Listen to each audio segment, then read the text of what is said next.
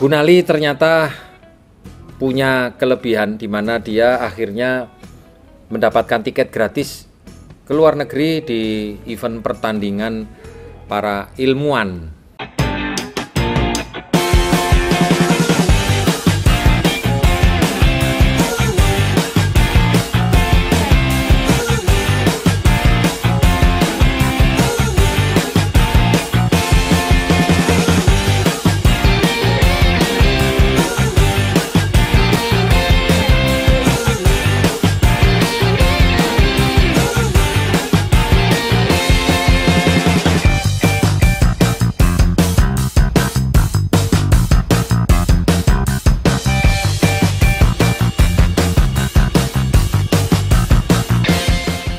Assalamualaikum warahmatullahi wabarakatuh.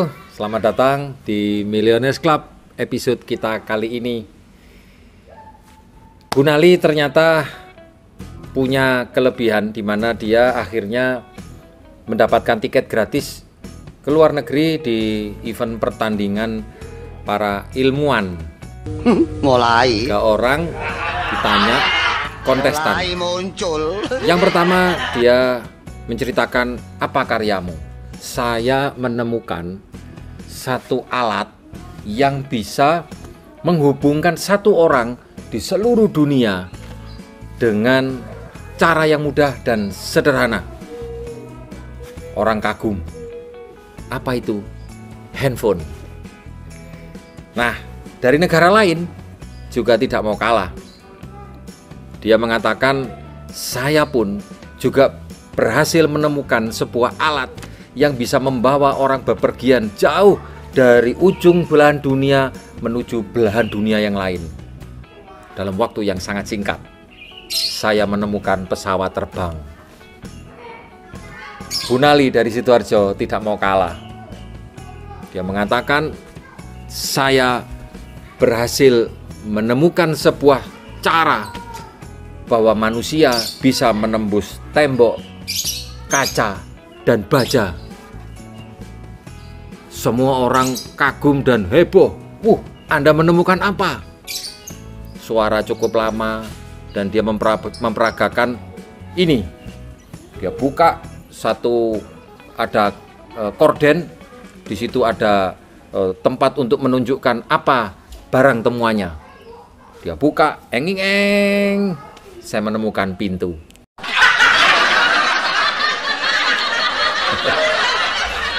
Nah, teman-teman, kadang-kadang sesuatu yang kita pikir luar biasa itu bisa dilalui dengan cara alat yang sederhana, yaitu pintu.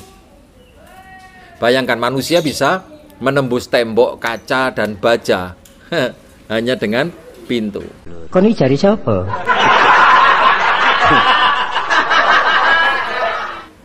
Sama di bisnis ini. Bisnis ini mengajak kita untuk membawa banyak prospek masuk. Dan Anda tahu pintunya lewat apa? Yaitu yang kita kenal dengan presentasi. Banyak pintu yang bisa Anda lalui. Cara Anda melakukan presentasi itu bermacam ragam, sehingga akhirnya banyak menimbulkan orang itu jadi bingung. Cara yang mana yang saya pakai? Di industri asuransi kita tahu bahwa mempresentasikan produk atau peluang bisnis asuransi, yang pertama bisa dengan menggunakan teknik 5 jari. Yang kedua dengan 2 lines, membandingkan antara TAPRI dan TAPRO. Yang ketiga dengan VCD, Face It, Solve It, dan Do It.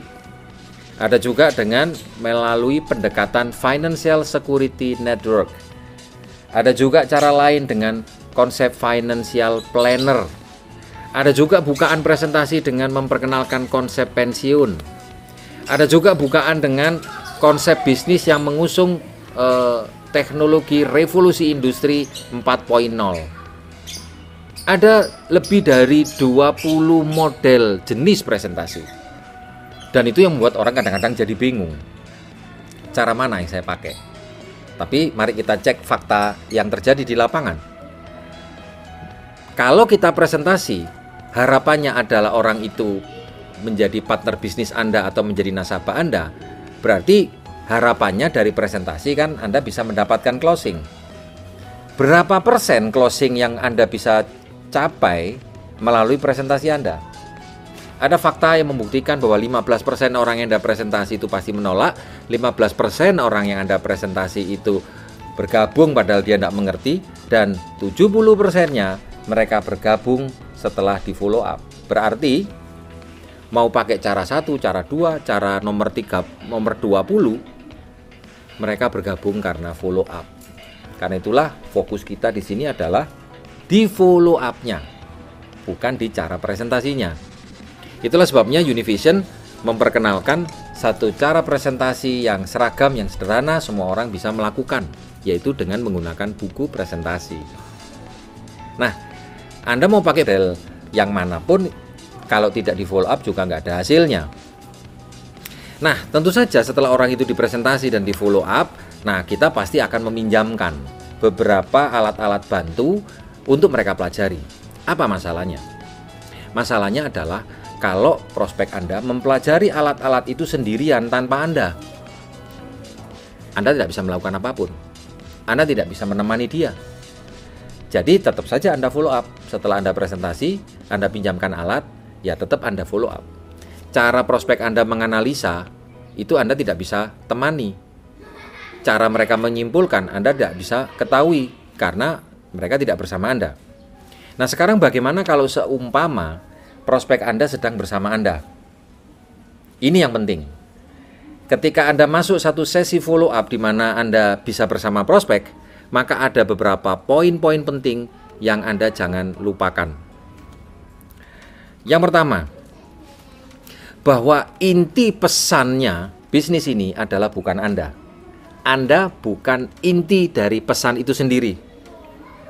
Dulu saya pikir ketika saya masuk di bisnis asuransi Allianz, saya harus menjadi ahli di bidang ini.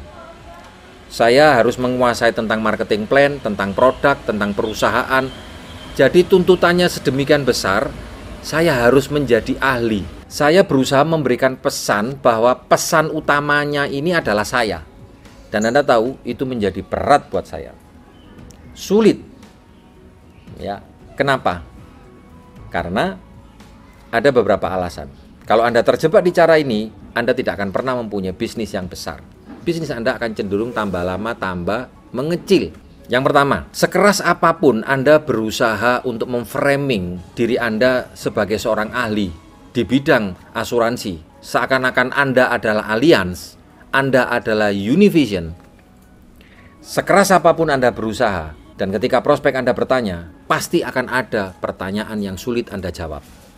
Nah, ketika Anda yang dianggap sebagai seorang ahli tidak bisa menjawab pertanyaan prospek, bayangkan, maka prospek Anda akan meragukan 100% dari peluang yang sudah Anda tawarkan. Padahal hanya karena Anda tidak bisa menjawab satu pertanyaan, mereka akan kehilangan keyakinan kepada Anda. Kadang-kadang prospek mengajukan pertanyaan yang sebenarnya konyol. Pertanyaan yang mungkin tidak pernah terpikir. Alasan yang kedua, karena orang yang Anda ajak itu boleh jadi adalah orang yang sudah mengenal Anda sebelumnya, entah teman SD, teman SMP, atau teman kerja. Mereka tahu bahwa sebenarnya Anda bukan ahli di bidang ini. Bagaimana mungkin Anda bisa menjadi ahli? Orang bergabungnya aja baru setahun. Tidak ada ahli diciptakan dengan waktu setahun. Mereka akan sinis kepada Anda. Ini namanya ahli pura-pura. Itu seperti cerita konyol. Ya. Ada seorang wanita tanya, "Bang, kapan kamu ngelamar saya? Kapan kamu nikahi saya?" Terus dia bilang, "Tenang Dek, nunggu saya menjual tanah." Hah? Berarti abang punya tanah ya yang mau dijual? Itu dari ujung Selipi sampai Bundaran HI, itu tanah abang. Oh, wes angel.